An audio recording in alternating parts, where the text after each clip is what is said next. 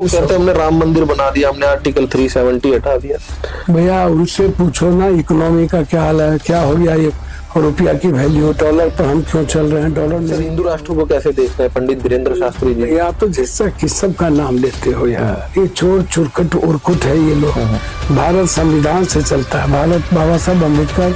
सभी साथियों को नमस्कार। साथियों, इस वक्त हमारे साथ हैं भारत के जाने माने नेता पप्पू यादव जी, जिनका राजनीतिक सफर की बात की जाए तो बहुत बड़ा राजनीतिक सफर है और गरीबों के मसीहा है। जिस प्रकार मैं कभी भी इनके निवास स्थान पर आया तो बिहार से मेरे को इतने पेशेंट यहाँ पर दिखते हैं जिनके एडमिशन तक नहीं होते, उनके यहाँ पर फ्री इलाज होते हैं, फ्री खाना खिलाया जाता है।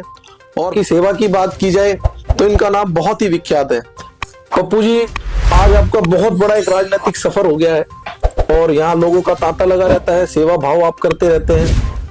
कैसा लगता है दूसरों की समस्याएं आपके सामने आती हैं जब? अच्छा एक बात बताइए, दुनिया में हम आए क्यों, या कोई भी इंसान क्यों आता है, या डेस्टिनी यदि किसी को दुनिया में मानव जाति के रूप में लाता है तो निश्चित रूप से है। उन्हें लगता है कि ये जो पूरी शिद्दत से जो ये दुनिया बनी है उसके लिए न्यायतः एक अच्छे आदमी की जरूरत है, जो पॉजिटिव हो, जो आध्यात्मिक हो, जो स्पिरिचुअल हो, जो ह्यूमन बीइंग हो, जहाँ कोई अहंकार ना हो, कुरीतियां ना हो, बुराई ना हो, लोभ लालच ना हो, नफरत का आचरण ना हो, विचार बिल्कुल मानवीय और विश्व कल्याण के लिए हो, मानव कल्याण के लिए हो, मानवता के लिए। तो दुनिया में आदमी आते पहले तो छोटी सी वक्त होती है, तो आप आए हो तो इंटरनल खुशी, आंतरिक खुशी आपको कहाँ से मिलती है? जब आप अपने बच्चों को, किसी को मुस्कुराते देखते हो, तो जब दुनिया को मैं मुस्कुराते देखता हूँ तो मुझे अच्छा लगता है और मुझे खुशी होती है कि मैं किसी के काम आता हूँ। 120 करोड़ लोग परेशान हैं, तो ये कोई आज नहीं थॉट प्रोसेस है। हर व्यक्ति, आप दुनिया में किसी को उठा के देखो जिसने दुनिया बनाई है, आइंस्टीन है, भाभा है, जेम्स है, डॉक्टर अब्दुल कलाम है, उसने दिया है, उसने खोया है, उसको एक शाश्वत ऊर्जा मिलती है।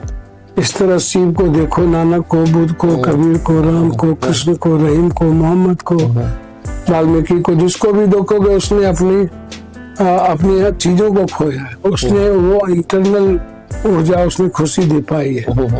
तो तब पाया है जब वो दूसरों की खुशियों के लिए हम जीते हैं, उसकी मुस्कुराहट के लिए जीते हैं, उसकी आज जो टाइम, पर्सन, प्लेस, वे इन सब जगह समय काल पात्र के अनुसार चीजें बदलती चली और आज हम अर्थ युग में हैं। तो अर्थ युग में लोगों की सबसे ज्यादा दिक्कत क्या है? 120 करोड़, 140 करोड़ में 120 करोड़ लोग गरीब, 20 करोड़ के पास घर और जमीन नहीं, और 80-85 करोड़ को हम 5 किलो अनाज देते हैं तो खा रहे हैं। तो उसके लिए कौन जिएगा, उसकी बात कौन करेगा? उसके लिए आज जो हालात है, मुट्ठी भर लोगों के पास सब कुछ जा चुका है। तो इसीलिए मेरा जो दायित्व है, जो छोटी उम्र में मैंने जनता ने बनाया भगवान की तरह, जिसको मैं पूछता हूँ, आप इंसान को सिर्फ भगवान के रूप में देख सकते हो। ना वो कोई जात है, ना धर्म, ना मजहब, ना कुछ भी नहीं। तो इसलिए पूरे भारत में जब भी किसी तरह की परिस्थितियां, संकट आती है, वहाँ कोशिश करता हूँ बेटे की तरह, परिवार की तरह जाके उसकी मदद हो। और यहाँ भी सेवा आश्रम, न्याय आश्रम शुरू दिन से, जब से मैं एमपी बना 91 से लेकर के आज तक 7 बार संसदीय जीवन एमएलए और 6 बार एमपी। एक बार इंडिपेंडेंट एमपी होना बहुत मुश्किल होता है, दोबारा तो कोई आज तक हुआ नहीं। तो वो असीम कृपा है जनता की, चीजों की। तो इसीलिए मैं आपसे यह बात कह रहा था कि मेरा दायित्व तो क्या है? हर आदमी के न्याय की बात करना, उसके लिए लड़ना, उसके लिए संघर्ष करना, मुद्दों को उठाना, उसको जस्टिस मिले। आज सभी लोग मेडिकल सिस्टम से परेशान है, एजुकेशन सिस्टम से परेशान है, भ्रष्टाचार से परेशान, आधार कार्ड नहीं बनता, पैन कार्ड नहीं बनता, राशन कार्ड नहीं बनता, मोटेशन जमाबंदी में माफियाओं की भूमिका है, ब्लॉक के चक्कर लगाते रह जाओगे, CID, CLR, सरपंच सभी लोग रूट में लगे हैं। तो ये न्याय का मंदिर है न्याय केंद्र। जब भी आप आओगे तो यहाँ आपको लोगों की मदद मिलेगी। चलिए, बहुत अच्छी बात है सर। अब मैं आपसे पूछना चाहूंगा राजनीति से रिलेटेड एक सवाल। अभी भारतीय जनता पार्टी जीत करके बिहार से आई है, उन्हें कैसे देखते हैं आप? भैया, दुनिया को पता है भारतीय जनता पार्टी जीत ही नहीं सकती है। ये हमेशा दूसरों के कंधों पर बंदूक रखती है, हमेशा सारे सिस्टम को हाईजैक कर चुका है। इवन आरएसएस को ये गाली देता है, आरएसएस के भी ये नहीं है, और इनको सियासत के लिए कुछ भी करते हैं। जो SIR हुआ जिसमें 99% दलित, आदिवासी, EBC, OBC, अत्यंत पिछड़े का नाम काटा इन्होंने। पहले आप उठा करके देखो, इसको जाति जनगणना से नफरत, आरक्षण से नफरत। आरक्षण की बात करोगे ये सुनने को तैयार नहीं है। राहुल गांधी कहते हैं कि हम 56, 57, 8.6 हम आरक्षण देंगे, ये उसको सुनने को तैयार नहीं। अब आरक्षण खत्म नहीं कर सकते थे तो इन्होंने नौकरी खत्म कर दी कि ना नौकरी रहेगी ना आरक्षण का डिमांड उठेगा, क्योंकि आरक्षण खत्म करने में इसको भोगना पड़ जाता। इनके साथ एक भी दलित, आदिवासी, BC नहीं रहते तो नौकरी खत्म कर दी और हम लोग चुपचाप बैठे हुए हैं। इसी तरह जब संविधान देखे खत्म नहीं कर रहे तो SIR ले आए ताकि दलित, आदिवासी का नाम खत्म करो। सर, देश में एक बड़ा तो ये खत्म करके, ये संविधान खत्म करके ये मुट्ठी भर लोगों को ये करना चाहते हैं, ये मनुवादी व्यवस्था लाना चाहते हैं, संविधान खत्म करना चाहते हैं। इस तरह आप दुनिया में जिस किसी चीजों को आप देखोगे तो आपको पता चलेगा कि ये कैसे कैसे चीजों को खत्म करना चाहते हैं। ये गांधी को मरवाए ये लोग। अब मनरेगा जो गरीब आदमी के लिए सबसे इम्पोर्टेंट था, तो जिंदगी में हम 15 दिन कम से कम 60-65 दिन हम काम देते थे, तो वो समझ लो कि खत्म हो गया। अब ना राधा के नाम हम फेल होंगे, ना स्टेट को पैसा होगा, ना इसको देगा, ना तो मनरेगा ये खत्म वैसे नहीं कर सकता तो ऐसे खत्म कर दिया। और महात्मा गांधी के विचारों पर हमला कर दिया, पहले मरवाया अब उसके नाम पर हमला कर दिया।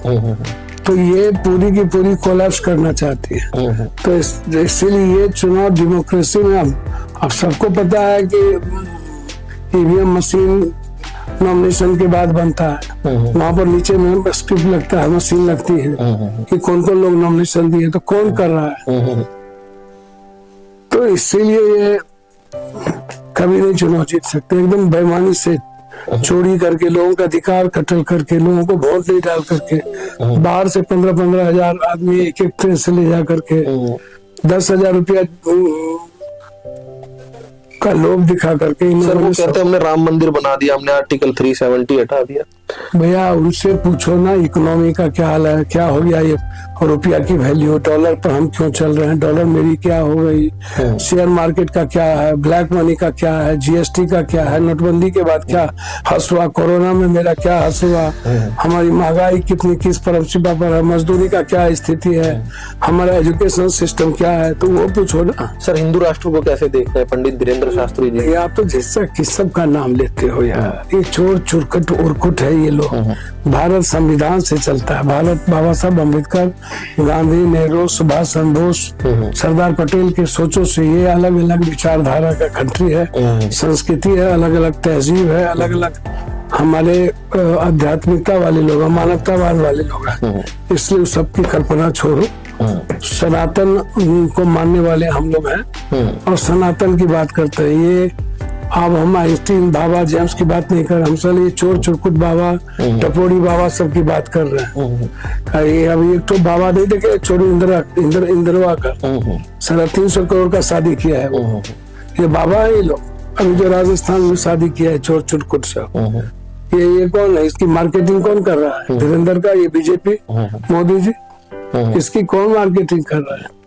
चलिए सर, ये लोग दलित विरोधी। आज एक आखिरी सवाल है। आज बहुत ही ऐतिहासिक दिन है, आज क्रिसमस डे भी है और साहिबजादों ने अपने प्राण भी न्यौछावर किए देश के लिए। इस पर आप क्या संदेश देना चाहेंगे? भैया हमारे ही लोग तो मानवता के लिए देते हैं, देश के लिए नहीं देते, इंसानियत के लिए देते हैं। देश बाद में है, इंसानियत पहले है, आदमी पहले। आदमी को हटा दो तो देश का क्या मतलब, भगवान का क्या मतलब?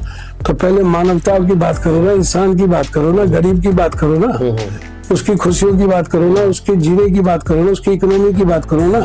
इस कंट्री में हेल्थ और एजुकेशन जो लूट रहा है कॉमन आदमी को, तो पहले गरीबी की बात करो ना, किसानों की बात करो। अब संघर्ष छूट जाता है बेटी का बलात्कार करके। अभी एक बेटी का बलात्कार हुआ जिसमें भाजपा का जनरल सेक्रेटरी का नाम आ रहा है।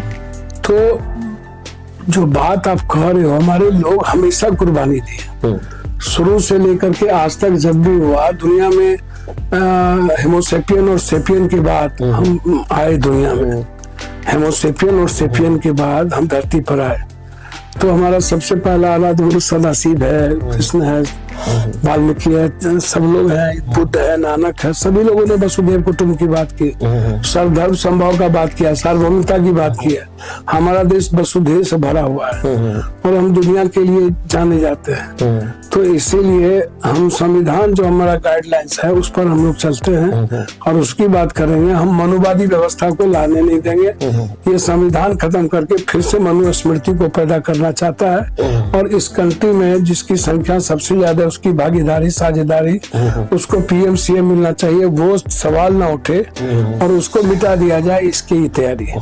बहुत बहुत धन्यवाद। नमस्कार।